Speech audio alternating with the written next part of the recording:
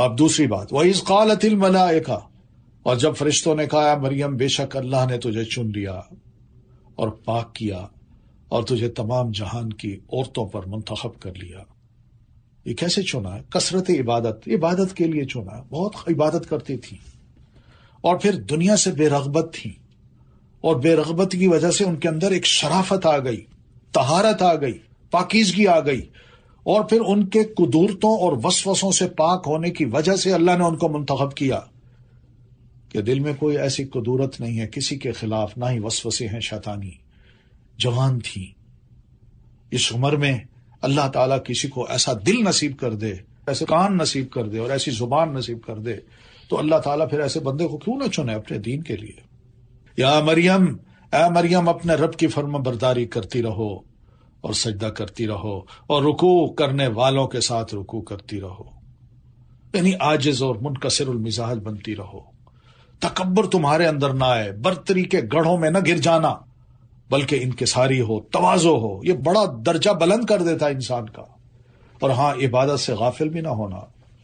ذالک من انباء الغیب، یہ غیب کی وہ خبریں ہیں اللہ کے رسول جنہیں ہم آپ کی طرف وحی کرتے ہیں، ورنہ آپ ان کے پاس نہ تھے جب وہ اپنی قلمیں ڈال رہے تھے کہ ان میں سے کون مریم کی کفالت کرے گا۔ سوچئے، ہم تو کہتے ہیں نا حضور حاضر اور ناظر ہیں، ہم جہاں بیٹھتے ہیں اللہ تعالیٰ کے رسول کو بلا لیتے ہیں، وہاں تشریف لے آتے ہیں، نماز پڑھتے ہیں تو اپنے ساتھ ایک خالی کرسی بھی رکھ لیتے ہیں، کرسی پہ بیٹھ کے نماز پڑھتے ہیں تو خالی کرسی کو بھی سجا کے رکھتے ہیں جبکہ کوئی وہاں نہیں بیٹھا ہوتا۔ اللہ کے رسول آتے ہیں، وہ نماز پڑھتے ہیں، یعنی اپنے آپ کو خام خواہ اتنے درجے پہ لے جاتے ہیں۔ بھائی اللہ کے رسول کی اتباع کرو، اسی سے بندے کو درجے ملتے ہیں، اس قسم کے توہمات سے نہیں ملتے۔ اب یہاں دیکھیے نبی علیہ الصلوۃ والتسلیم کو فرمایا اللہ کے رسول جب وہ یہ کام کر رہے تھے آپ ان کے پاس نہیں تھے، آپ نہیں جانتے تھے کہ وہ جھگڑ رہے ہیں، تو اس وقت کون ان کا کفیل بنے گا؟ یہ صرف وحی کی باتیں ہیں جو وحی کے ذریعے ہم آپ کو یہ غیب کی خبریں بتاتے ہیں۔ اذ قالت الملائکۃ، اور نہ ہی آپ اس وقت ان کے پاس تھے جب وہ مریم کی کفالت کے بارے میں باہم جھگڑ رہے تھے۔ اذ قالت الملائکۃ، جب فرشتوں نے کہا مریم بے شک اللہ تجھے اپنی طرف سے ایک کلمے کی خوشخبری دیتا ہے، اس کا نام مسیح عیسیٰ ابن مریم ہوگا، جو دنیا اور آخرت میں بڑے مرتبے والا ہوگا اور اللہ کے مقرب بندوں میں سے ہوگا۔ وَيُكَلِّمُ النَّاسَ فِي الْمَهْدِ، اور وہ لوگوں سے پنگھوڑے میں بات کرے گا، وَكَهْلًا، اور پختہ عمر میں بھی بات کرے گا۔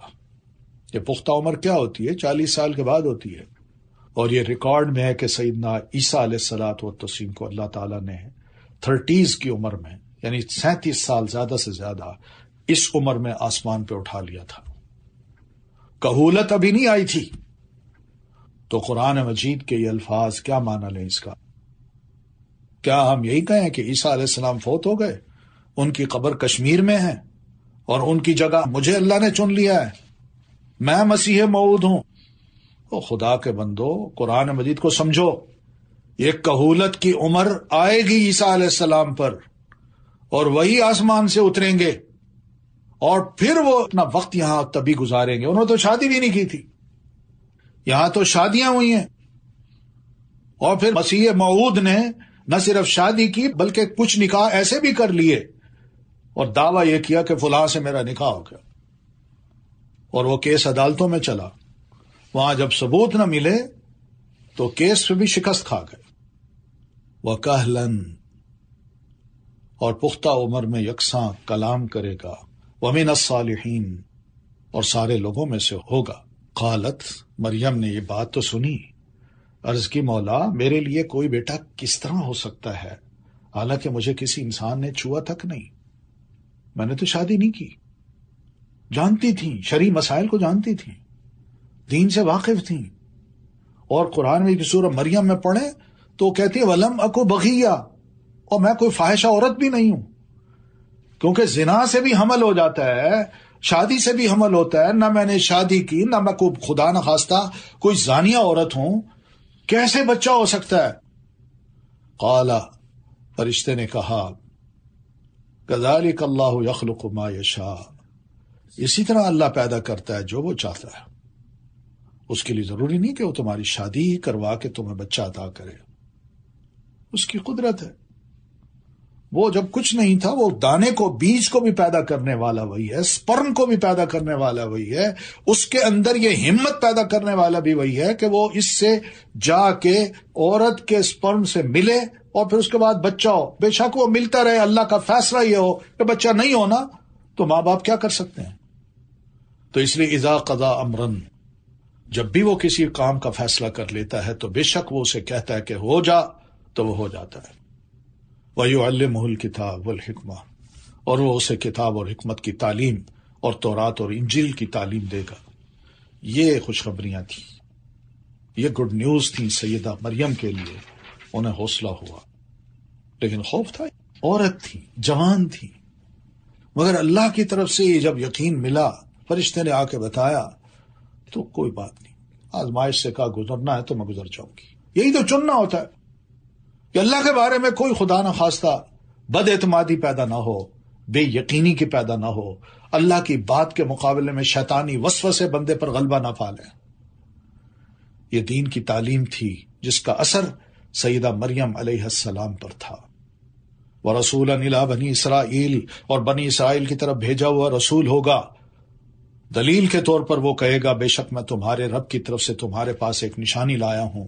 وہ نشانی یہ ہے کہ بے شک میں تمہارے لیے مٹی سے پرندے کی شکل کی مانند ایک ڈھانچہ بناتا ہوں، پھر اس میں پھونک ماروں گا، وہ اللہ کے اذن سے ایک پرندہ ہو جائے گا، اور میں اللہ کے اذن سے پیدائشی اندھے اور برس والے کو تندرست کر دیتا ہوں، اور میں اللہ کے اذن سے مردوں کو زندہ کر دیتا ہوں، اور میں تمہیں اس کی خبر دیتا ہوں جو تم کھاتے ہو اور جو تم اپنے گھروں میں ذخیرہ کرتے ہو، میں بتا سکتا ہوں بے شک اس میں تمہارے لیے ضرور ایک نشانی ہے کہ میں واقعی اللہ کا نبی ہوں، اگر ہو تم ایمان لانے والے۔ وَمُصَدِّقًا، اور تورات میں سے جو میرے سامنے ہے اس کی تصدیق کرنے والا ہوں، تاکہ میں تمہارے لیے بعض وہ چیزیں حلال کر دوں جو تم پر حرام کی گئی تھی تمہاری غلطیوں اور گناہوں کی وجہ سے، اور میں تمہارے پاس تمہارے رب کی طرف سے ایک نشانی لایا ہوں، بس اللہ سے ڈرو اور میری اطاعت کرو۔ ان اللہ ربی و ربکم، سنو بے شک اللہ ہی میرا رب ہے اور تمہارا رب ہے۔ مجھے رب نہ بنانا، مجھے رب کا بیٹا نہ بنانا، فَاعْبُدُوهُ، اسی کی عبادت کرو جس طرح میں کروں گا۔ ھذا صراط مستقیم، یہی سیدھا راستہ ہے، یہی دین ہے، اس میں اپنی طرف سے کوئی اضافے کمی نہ کرنا، لیکن ہوا یہی۔ فَلَمَّا أَحَسَّ عِيسَىٰ مِنْهُمُ الْكُفْرَ، پھر جب عیسیٰ علیہ السلام کی ان تمام معجزات کو دیکھنے کے بعد، ان کی بہترین تعلیم و تبلیغ اور اصلاحی کوششوں کے بعد، بہت سے لوگوں نے جب عیسیٰ علیہ الصلوۃ والتسلیم کو نہیں مانا اور عیسیٰ علیہ الصلوۃ والتسلیم نے ان میں کفر کو محسوس کیا، تو قال من انصاری اللہ، تو کہا کون ہے اللہ کی راہ میں میرا مددگار؟ اللہ کی راہ میں میرا مددگار، یہ نہیں کہا میری ذات کا مددگار، اللہ کے دین کی راہ میں میرا مددگار کون بنتا ہے؟ یہ مشکل وقت ہوتے ہیں، یہ وہ وقت ہوتا ہے جب انسان کو بہت بڑا درجہ مل جاتا ہے، اور یہی وہ وقت ہوتا ہے جب اللہ فرماتا ہے رضی اللہ عنہم، میں ان سے راضی ہو گیا۔ قال الحواریون، حواریوں نے اس موقع پہ کہا ہم ہیں اللہ کے مددگار، ہم اللہ پر ایمان لائے اور آپ گواہ رہیے بے شک ہم مسلم ہیں۔ یہ مسلم کا لفظ یاد رکھیے گا، عیسیٰ علیہ السلام نے بھی اسلام کی تبلیغ کی تھی اور ان کے ماننے والوں نے یہی کہا ہم مسلم ہیں۔ ربنا آمنا، اے ہمارے رب ہم اس پر ایمان لائے جو تو نے نازل کیا اور ہم نے رسول کی پیروی کی، سو تو ہمیں گواہوں کے ساتھ لکھ لے۔ وَمَكَرُوا وَمَكَرَ اللَّهُ، انہوں نے بھی چال چلی اور اللہ نے خفیہ تدبیر کی، اور اللہ خفیہ تدبیر کرنے والوں میں سب سے بہتر ہے۔ چال کیا تھی؟ چال دشمن کو ایسے طریقے اور ایسی جگہ سے نقصان پہنچانے کو کہتے ہیں کہ اس کا پتہ ہی اس کو نہ لگے، اور اللہ کا مکر وہ یہی ہوتا ہے کہ اللہ اپنے بندے کو گناہ پر، نافرمانی پر ڈھیل دے دیتا ہے، اور ڈھیل دینے کے بعد رسی کھینچتا ہے، اس کو پکڑ لیتا ہے، اور اس طرح پکڑتا ہے کہ اس کو علم ہی نہیں ہوتا، اوہ یہ کیسے ہو گیا، سوچا ہی نہیں تھا۔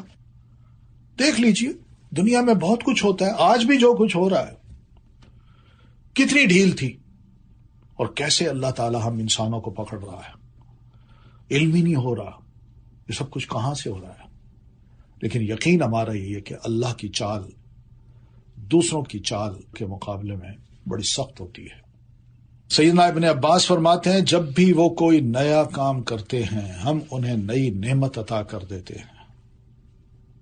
چلے بھائی ٹھیک ہے، اور گناہ کرو، ایک نیا گناہ کیا تو اور نعمت دے دی اللہ تعالیٰ نے، پھر اس میں بھی گناہ کرتے گئے۔ یہ اللہ کی چال ہوتی ہے۔ پھر یہ ہے کہ اللہ کی صفت یہ نہیں بنا سکتے ہم، ٹھیک ہے؟ کوئی شرط ساتھ لگائیں گے، کوئی قید لگائیں گے، تب جا کے کہیں گے کہ یہ اللہ تعالی کی چال ہے۔ مکر جو ہے یہ کوئی قابل مذموم صفت ہے یا نہیں؟ جواب صرف اتنا ہے کہ اگر مکر یا چال اپنے جائز مقام پر ہو تو یہ قابل تعریف ہوتی ہے، جو کہ چال چلنے والے کی قوت پر دلالت کرتی ہے، اور یہ کہ وہ اپنے مد مقابل پر غالب آ جاتا ہے۔ اس لیے اللہ تعالیٰ کو کسی شرط اور قید کے بغیر صرف یہ کہہ دینا کہ وہ مکر کرتا ہے، تو یہ ہمارے لیے کہنا جائز نہیں ہے کہ اللہ ماکر ہے۔ اللہ تعالیٰ کی صفت اپنے مقام پر آتی ہے، بہرحال وہ مقام سب کے سب تعریف کے مقام ہیں۔ وَيَمْكُرُونَ وَيَمْكُرُ اللَّهُ وَمَكَرُوا مَكْرًا وَمَكَرْنَا مَكْرًا وَهُمْ لَا يَشْعُرُونَ۔ کیا چالیں تھیں ان کی، اور ان کے مقابلے میں اللہ تعالیٰ نے جو چال چلی، یہ تو اللہ تعالیٰ کی تعریف ہے۔ اب دیکھیے، اذ قال اللہ یا عیسیٰ، جب اللہ نے فرمایا اے عیسیٰ بے شک میں تجھے پورا لینے والا ہوں۔ متوفی کا پورا لینے والا، یہ نہیں کہ میں وفات دینے والا ہوں، مراد یہ ہے کہ تمہاری روح تمہارے جسم سمیت تمہیں لینے والا ہوں، یہ مراد ہے، ٹھیک ہے؟ وَرَافِعُكَ إِلَيَّ، اور پورا لے کے تجھے اپنی طرف اٹھا لینے والا ہوں۔ یہ نہیں ہوگا کہ تمہیں موت دے دوں گا اور تمہاری روح اٹھا لوں گا، نہیں، وہ تو پھر ہر ایک کی ہوتی ہے، جو بندے فوت ہو رہے ہیں، سوچئے کیا اللہ ان کو وفات نہیں دے رہا؟ ان کا جسم زمین پہ نہیں رہ جاتا؟ تو پھر کیا مطلب ہے اس کا؟ یہ بات اگر ایسی کرنی تھی تو اس کی کیا ضرورت تھی؟ پھر وَرَافِعُكَ إِلَيَّ، اور تجھے اٹھا لینے والا ہوں اپنی طرف۔ رفع کا مطلب ہوتا ہے کسی کا درجہ بلند کرنا، کسی کو اونچا کرنا، لیکن رفع الی اس کا مطلب ہوتا ہے اپنی طرف اٹھانا، کسی کی طرف اٹھانا۔ اور جب اللہ نے فرمایا الیہ، میں اپنی طرف تمہیں اٹھانے والا ہوں، تو مراد کیا؟ آسمان کی طرف۔ یہ ہے اصل چیز، اس سے دھوکہ نہ کھائیے گا۔ لوگ دھوکہ دیتے ہیں، جناب عیسیٰ علیہ السلام کو فوت قرار دے کے اپنے آپ کو اس جگہ بٹھانا چاہتے ہیں، اور پھر یہ کہتے ہیں عیسیٰ علیہ السلام کو اللہ تعالیٰ نے بڑا بلند مرتبہ عطا کرنا ہے، وہ بلند مرتبہ عطا کرنا تھا تو یوں کہہ دیتا کہ اللہ تعالیٰ یہی فرماتا وَرَفَعَ بَعْضَهُمْ فِي الدَّرَجَاتِ، کہ اللہ تعالیٰ نے بعض کو درجات میں بلند کیا ہے۔ وہاں الہ کا لفظ نہیں ہے، یہاں الیہ کا لفظ ہے، اپنی طرف میں اٹھا لینے والا ہوں۔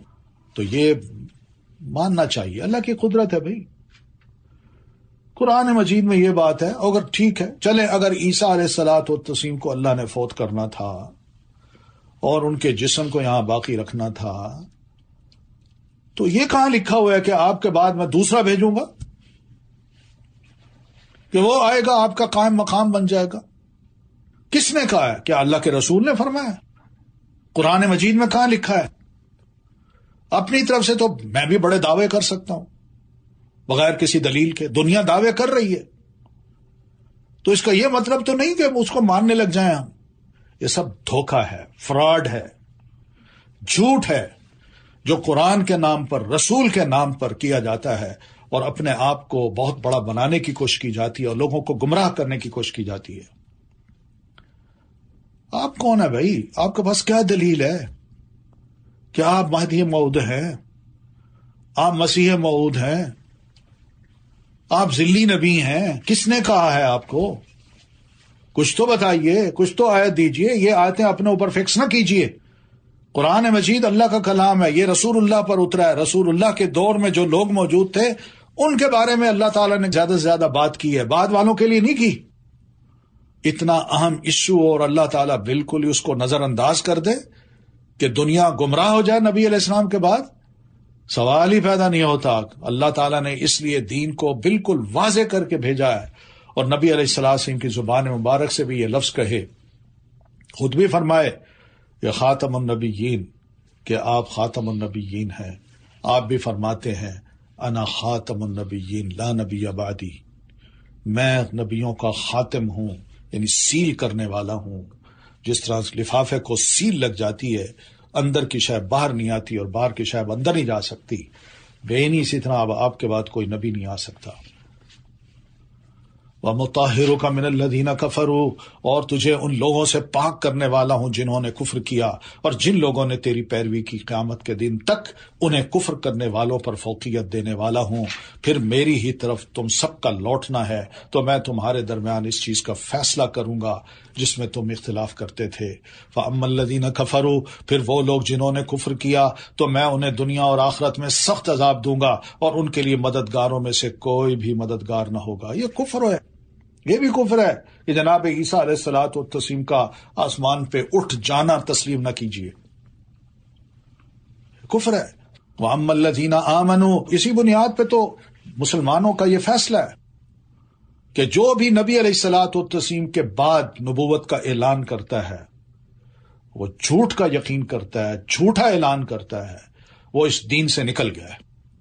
وَأَمَّا الَّذِينَ آمَنُوا، اور رہے وہ لوگ جو ایمان لائے اور انہوں نے نیک عمل کیے، رسول اللہ صلی اللہ علیہ وسلم کو خاتم النبیین تسلیم کیا اور حضرت عیسیٰ علیہ الصلوۃ والتسلیم کے رفع آسمان کو مانا، یہی ایمان ہے۔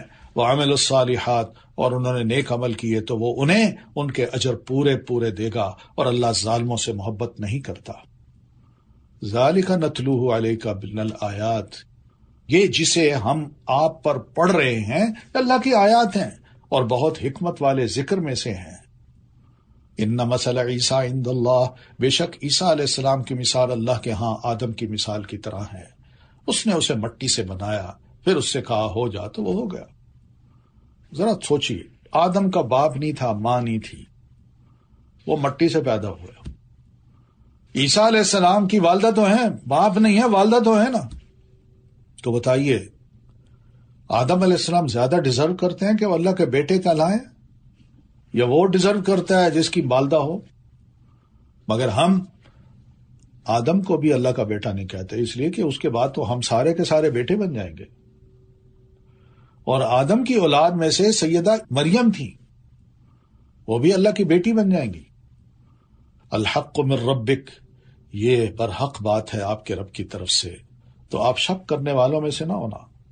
فمن حاجک، تو جو کوئی علم آ جانے کے بعد، یہ اللہ کا علم، قرآنی آیات کا علم، پھر عیسیٰ علیہ السلام کے بارے میں آپ سے جھگڑیں، تو آپ ان سے کہہ دیجئے کہ آؤ ہم اپنے بیٹوں اور تمہاری بیٹیوں کو بلاتے ہیں، اور اپنی عورتوں اور تمہاری عورتوں کو بلاتے ہیں، اور ہم بھی اور تم بھی آ جائیں، پھر ہم گڑ گڑا کر دعا کرتے ہیں، پھر ہم جھوٹوں پر اللہ کی لعنت کرتے ہیں۔ یہ نبوت کا دعویٰ کرنے والے، کیا انہوں نے مباہلہ نہیں کیا تھا؟ بلایا نہیں تھا مولانا ثناء اللہ امرتسری کو رحمت اللہ علیہ، اور گڑ گڑا کے دعا نہیں کی گئی تھی؟ اور کس کی دعا قبول ہوئی؟ کون پہلے مرا؟ یہی فیصلہ ہوا تھا، جو جھوٹا ہے وہ سچے کے ہوتے ہوئے پہلے مر جائے۔ کہاں ہے وہ بندہ جو 1909 میں فوت ہوا اور واش روم میں مرا؟ اور کہاں ہے وہ بندہ جو پاکستان بننے کے بعد سرگودا آیا اور سرگودا میں وہ فوت ہوا ہے اور ان کی وہاں جنازہ پڑی گئی؟ ان ھذا لہو القصص الحق، یقیناً یہ بالکل سچا قصہ ہے، اور اللہ کے سوا کوئی الہ برحق نہیں، اور بے شک اللہ بہت زبردست خوب حکمت والا ہے۔ فَإِن تَوَلَّوْا، پھر اگر وہ منہ موڑ جائیں تو بے شک اللہ فساد کرنے والوں کو خوب جانتا ہے۔ قل یا اہل الکتاب، کہہ دیجئے اے اہل کتاب، آؤ ایک بات کی طرف جو ہمارے درمیان اور تمہارے درمیان مشترک ہے، کہ ہم اللہ کے سوا کسی کی عبادت نہ کریں۔ یہ اصل چیز مشترک ہے، اور اس کے ساتھ کسی کو بھی کسی بھی چیز کو شریک نہ ٹھہرائیں، اور ہم میں سے کوئی اللہ کو چھوڑ کر کسی دوسرے کو رب نہ بنائے۔ آئیے، یہ مشترک چیزیں اس پہ طے کر لیتے ہیں۔ یہ ڈائلاگ کا یہی طریقہ ہے، دنیا مانتی ہے اس کو۔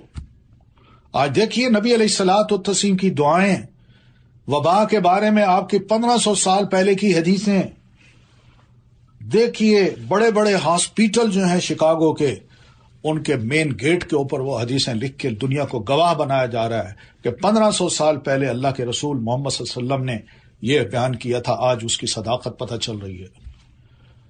پھر اگر وہ منہ موڑ جائیں تو تم کہہ دو کہ گواہ ہو، بے شک ہم تو اللہ کے فرما بردار ہیں. یا اہل الکتاب، اے اہل کتاب، تم ابراہیم کے بارے میں کیوں جھگڑتے ہو کہ وہ یہودی تھے یا نصرانی؟ یہ بھی بڑے دعوے ہوتے ہیں. وہ جی یہودی کہتے ابراہیم علیہ السلام یہودی تھے، نصرانی کہتے ہیں نہیں وہ نصرانی تھے. آج ہم بھی نبی علیہ السلام کے بارے میں یہ جب فرقہ واریت کا شکار ہوتے ہیں نا، تو ہر فرقہ نبی علیہ السلام کو اپنی طرف کھینچتا ہے کہ وہ ہمارے تھے، وہ ہمارے تھے. وہ کہتے نہیں ہمارے تھے، حالانکہ تورات اور انجیل اس کے بعد ہی نازل کی گئیں. کیا بھلا تم عقل نہیں رکھتے؟ اور وہی تورات اور انجیل تو ابراہیم علیہ السلام کے فوت ہو جانے کے ہزاروں سال بعد وہ نازل ہوئی ہیں. پھر ایسی بات تورات میں بھی یہ ذکر نہیں ہے، انجیل میں بھی ذکر نہیں ہے، محض تمہارے دعوے ہیں اور پھر جھگڑتے ہو. ہاں انتم ہؤلاء حاججتم، ہاں تم وہی لوگ ہو جنہوں نے اس معاملے میں جھگڑا کیا جس کا تمہارے پاس کچھ نہ کچھ علم تھا. تو تم اس معاملے میں کیوں جھگڑتے ہو جس کا تمہیں کچھ بھی علم نہیں کہ ابراہیم علیہ السلام جو تھے اور اللہ جانتا ہے تم نہیں جانتے. سنو، ما کان ابراہیم یہودیا ولا نصرانیا، ابراہیم نہ تو یہودی تھے اور نہ نصرانی تھے بلکہ وہ یکسو مسلمان تھے. سوچئے کتنی بڑی دعوت ہے. آج اس آیت کو پڑھیں ہم مسلمان، اور فرقہ واریت اور پھر فرقوں کے نام اور پھر اس پر ڈٹ جانا، یہ آیت کس طرح ہم سب کو لتاڑ رہی. مگر اس کے باوجود ہم کہتے ہیں کہ نہیں نہیں نہیں ہم مسلمان ہیں. مگر یہ نام ہم اپنی پہچان کے لیے رکھے ہوئے ہیں.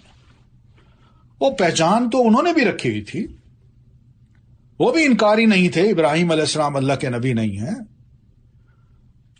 لیکن اللہ فرماتے ہیں ما کان ابراہیم یہودیا ولا نصرانیا ولکن کان حنیفا مسلما، بلکہ وہ تو یکسو مسلمان تھے. ہمیں بھی یہ کہا گیا وہ سماکم المسلمین، اس اللہ نے تمہارا نام مسلم رکھا ہے. آج ہم نے بھی اپنے مختلف نام رکھے ہوئے ہیں، اور یہ نام رکھنا یہ کیا ہے، وما کان من المشرکین، اور وہ مشرکوں میں سے نہ تھے. اللہ کے دین کے مقابلے میں، رسول کے مقابلے میں کسی اور کو کھڑا کر دینا اور کہنا کہ ہم یہ ہیں. انا اول الناس ابراہیم، بے شک ابراہیم کے قریب تر وہ لوگ ہیں جنہوں نے اس کی پیروی کی، اور یہ نبی محمد صلی اللہ علیہ وسلم اور وہ لوگ جو ایمان لائے اور اللہ مومنوں کا دوست ہے. بس یہ ہیں جو ابراہیم کی نبی کی پیروی کرتے ہیں، بس وہ اللہ کے قریب تر لوگ ہیں. ودت طائفۃ من اہل الکتاب، اور اہل کتاب میں سے گروہ چاہتا ہے کاش وہ تمہیں گمراہ کر دیں جبکہ وہ خود اپنے آپ ہی کو گمراہ کر رہے ہیں اور وہ شعور نہیں رکھتے. اے اہل کتاب، تم کیوں اللہ کی آیات کا انکار کرتے ہو حالانکہ تم ان کی سچائی کی خود گواہی دیتے ہو؟ اے اہل کتاب، تم حق و باطل کو کیوں گڑمڑ کرتے ہو اور تم حق کو چھپاتے ہو حالانکہ تم اچھی طرح جانتے ہو؟ اور اہل کتاب میں سے گروہ نے کہا دن کے شروع میں اس چیز پر ایمان لاؤ جو اہل ایمان پر نازل کی گئی ہے، یعنی وہی جو اللہ کے رسول پر نازل ہوتی ہے. کہو ہاں مانتے ہیں، اور دن کے آخر میں اس کا انکار کر دو. کہو نہیں یہ ٹھیک نہیں ہے، تاکہ لوگوں میں شک پیدا ہو شاید کہ وہ دین سے پلٹ جائیں. وَلَا تُؤْمِنُوا، اور وہ ایک دوسرے کو کہتے ہیں اور جو تمہارے دین کی پیروی کرے اس کے سوا کسی کی بات نہ مانو. کہہ دیجئے بے شک اصل ہدایت تو اللہ ہی کی ہدایت ہے. اور وہ کہتے ہیں ایسا نہ ہو کہ کسی اور کو بھی ویسا علم دے دیا جائے جو تمہیں علم دیا گیا، یا جس سے وہ تمہارے رب کے پاس تم پر حجت قائم کر سکیں. کہہ دیجئے بے شک فضل اللہ ہی کے ہاتھ میں ہے، وہ جسے چاہتا ہے عطا کرتا ہے، اور اللہ وسعت والا ہے، خوب علم والا ہے. یعنی قرآن مجید میں ماضی کا علم، انبیاء کا علم، اور پھر دین جو اللہ کے رسول صلی اللہ علیہ وسلم کو عطا کیا گیا اور مسلمانوں کو، یہ اللہ کا فضل ہے. یختص برحمتہ من یشاء، وہ اپنی رحمت کے ساتھ جسے چاہتا ہے خاص کر دیتا ہے، اور اللہ بڑے فضل والا ہے. اور اہل کتاب میں سے کوئی ایسا ہے کہ اگر آپ اسے ایک خزانہ بطور امانت دیں تو وہ اسے آپ کو واپس کر دے گا، اور ان میں سے کوئی ایسا بھی ہے کہ اگر آپ اسے ایک دینار بھی بطور امانت دیں تو وہ اسے آپ کو واپس نہیں کرے گا مگر یہ کہ آپ اس کے سر پر کھڑے رہیں اور باصرار مطالبے کرتے رہیں.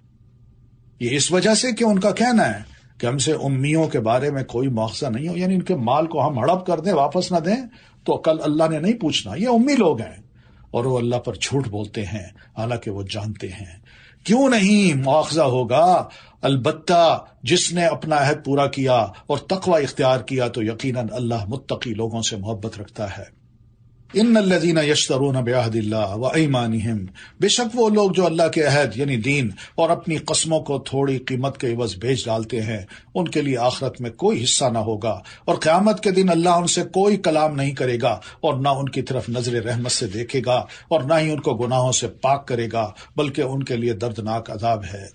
اور بے شک ان میں ایک گروہ کے لوگ ایسے ہیں جو اللہ کی کتاب کے ساتھ اپنی زبانوں کو موڑتے ہیں تاکہ تم اسے کتاب کی عبارت میں سے سمجھو، حالانکہ وہ کتاب کی عبارت میں سے نہیں ہوتا، اور وہ کہتے ہیں یہ اللہ کے پاس سے ہے، حالانکہ یہ اللہ کے پاس سے نہیں ہوتا، اور وہ جانتے بوجھتے اللہ پر جھوٹ بولتے ہیں۔ ما کان لبشر، کسی انسان کے لیے جائز ہی نہیں کہ اگر اللہ اس کو کتاب و حکمت اور نبوت عطا کرے پھر وہ لوگوں سے کہتا پھرے کہ اللہ کو چھوڑ کر میرے بندے بن جاؤ، بلکہ وہ تو کہے گا رب والے بن جاؤ، کیونکہ تم کتاب کی تعلیم دیتے ہو اور اس لیے کہ تم خود بھی اسے پڑھاتے ہو۔ ولا یامرکم، اور نہ ہی وہ تمہیں اس بات کا حکم دے سکتا ہے کہ تم فرشتوں اور نبیوں کو اپنا رب بنا لو، کیا وہ تمہیں کفر کا حکم دے گا اس کے بعد کہ تم مسلمان ہو چکے؟ وَإِذْ أَخَذَ اللَّهُ مِيثَاقَ النَّبِيِّينَ، اور جب اللہ نے تمام نبیوں سے پختہ عہد لیا کہ میں جو بھی کتاب و حکمت میں سے تمہیں عطا کروں، پھر تمہارے پاس ایک رسول آ جائے جو اس چیز کی تصدیق کرنے والا ہو جو تمہارے پاس ہے، تو تم ضرور بالضرور اس پر ایمان لاؤ گے اور واقعی اس کی مدد کرو گے۔ فرمایا کیا تم اقرار کرتے ہو اور اس پر میرا عہد لیتے ہو؟ انہوں نے کہا ہم نے اقرار کیا۔ فرمایا پھر گواہ رہو اور میں بھی تمہارے ساتھ گواہوں میں سے ہوں۔ یہ عہد الست ہے، تو جو کوئی اس کے بعد منہ موڑ جائے گا تو یہی لوگ فاسق ہیں۔ کیا پھر اللہ کے دین کے علاوہ وہ کوئی اور دین تلاش کرتے پھرتے ہیں؟ اتنا خوبصورت دین ہے، اس کو چھوڑ کے کیا ملے گا ان کو؟ حالانکہ آسمان اور زمین میں جو بھی ہے خوشی اور ناخوشی سے اسی کا فرما بردار ہے اور اسی کی طرف وہ لوٹائے جائیں گے۔ قل آمنا باللہ، کہہ دیجئے کہ ہم اللہ پر ایمان لائے اور اس پر جو ہمارے طرف نازل کیا گیا اور اس پر جو ابراہیم، اسماعیل، اسحاق، یعقوب اور اولاد یعقوب پر نازل کیا گیا اور جو اپنے رب کی طرف سے موسیٰ اور عیسیٰ اور تمام انبیاء دیے گئے، ہم ان میں سے کسی ایک کے درمیان بھی فرق نہیں کرتے اور ہم اسی کے فرما بردار ہیں۔ کتنا خوبصورت دین ہے، سب ماضی کے نیک کاموں کو انبیاء کرام کو سراہ رہا ہے، منوا رہا ہے۔ وَمَن يَبْتَغِ غَيْرَ الْإِسْلَامِ دِينًا، اور جو کوئی اسلام کے سوا کوئی اور دین چاہے گا وہ اس سے ہرگز قبول نہیں کیا جائے گا اور وہ آخرت میں خسارہ پانے والوں میں سے ہوگا، کوئی فائدہ نہیں ہوگا اس کے اعمال کا۔ کیف یہدی اللہ قوما، اللہ ان لوگوں کو کیوں کر ہدایت دے جو اپنے ایمان لانے کے بعد کفر کریں اور گواہی دیں کہ رسول حق ہے اور ان کے پاس واضح نشانیاں بھی آ چکے ہیں، یعنی اس کے بعد پھر گمراہ ہو جائیں، کفر کریں، اور اللہ ظالم لوگوں کو ہدایت نہیں دیتا۔ اولئک جزاؤہم، ایسے لوگوں کا بدلہ یہ ہے کہ ان پر اللہ کی اور فرشتوں کی اور سب کے سب انسانوں کی لعنت ہے، وہ اس میں ہمیشہ رہنے والے ہیں، نہ تو ان سے عذاب ہلکا کیا جائے گا اور نہ ہی وہ مہلت دیے جائیں گے۔ الا الذین تابوا من بعد ذلک، ہاں ان لوگوں کے جنہوں نے اس کے بعد توبہ کر لی اور اپنی اصلاح کی تو بے شک اللہ بہت بخشنے والا اور نہایت رحم کرنے والا ہے۔ ان الذین کفروا بعد ایمانہم، بے شک وہ لوگ جنہوں نے اپنے ایمان لانے کے بعد کفر کیا پھر وہ کفر پہ بڑھتے چلے گئے اور کفر کرتے گئے تو ان کی توبہ ہرگز قبول نہ کی جائے گی، اور یہی لوگ دراصل گمراہ ہیں۔ ان الذین کفروا، بے شک وہ لوگ جنہوں نے کفر کیا اور وہ مر گئے اس حال میں کہ وہ کافر تھے، تو ان میں سے کسی ایک سے بھی زمین بھر سونا معافی کے لیے قبول نہ کیا جائے گا، اگرچہ وہ اسے فدیہ میں دے کر اپنی جان چھڑانا چاہیں۔ یہی لوگ ہیں جن کے لیے دردناک عذاب ہے، وما لهم من ناصرین، اور ان کے لیے کوئی بھی مددگار نہ ہوگا۔ آج ذرہ برابر قبول ہو سکتا ہے، قیامت کے دن سزا سے بچنے کے لیے زمین بھر کا سونا بھی دیا جائے، اللہ فرماتا ہے میں بالکل قبول نہیں کروں گا، کوئی فدیہ وہاں قبول نہیں ہوگا۔ اللہ تعالی ہم سب کو محفوظ رکھے اور صحیح دین پر قائم رکھے۔ وآخر دعوانا ان الحمد للہ رب العالمین۔ سبحانک اللہم وبحمدک، اشہد ان لا الہ الا انت، استغفرک واتوب الیک۔ السلام علیکم ورحمۃ اللہ وبرکاتہ۔